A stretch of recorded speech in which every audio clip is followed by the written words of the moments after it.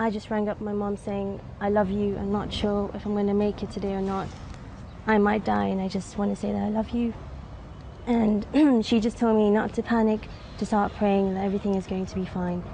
And my brother snatched the phone from her, asking what's the situation, what's going on.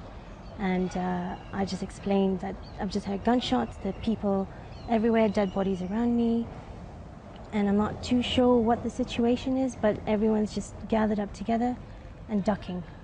And tell me, so when the gunmen, you'd been on the roof, I know it was a cooking competition for kids, so there were lots of children there. Yes. The gunmen, how many came out? What I saw was just 2 of them. I'm pretty sure there's more than that because there are lots of gunshots. They started shooting at will.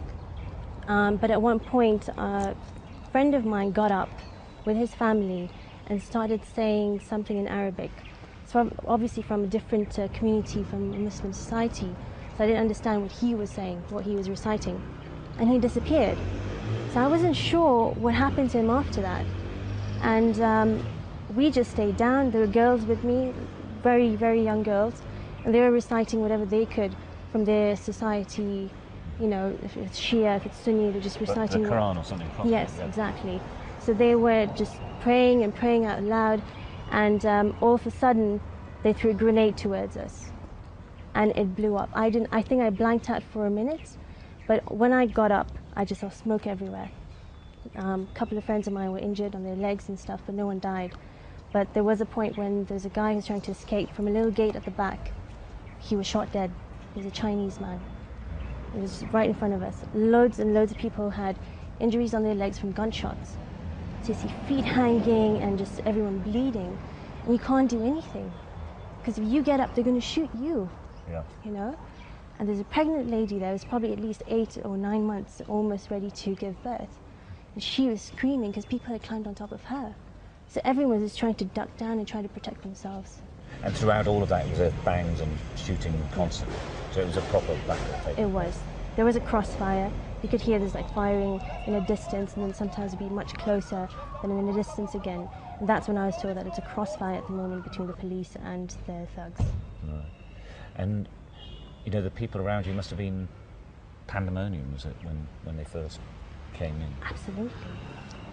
It was just... And they were firing? Were they just firing like this and just, you know, yeah, that's what so somebody did. getting hit next to you and somebody... Yeah, that's exactly what it was. Because from where I was sitting down, I could see across me that there were so many dead bodies.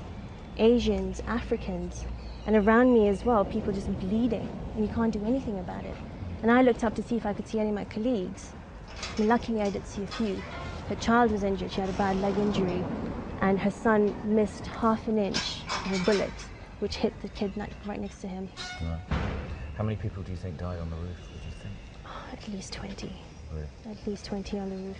So that, I think that the figure keeps changing. That's one of the worst areas, presumably, by the sound of it. Definitely.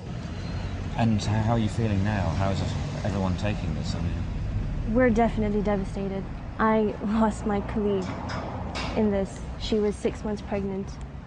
Huge personality in Kenya, Rahila Datia Sood, and she got shot, I'm not sure where, so they took her to hospital to try and save her and the baby, but neither made it. So as for the East FM team, we are extremely devastated, and I know my boss feels like she's responsible for the whole thing. We just need to tell her that she's not responsible for this. No one's responsible for this except for those who actually created this whole situation, who decided that, you know what, we're going to create terror in Nairobi today.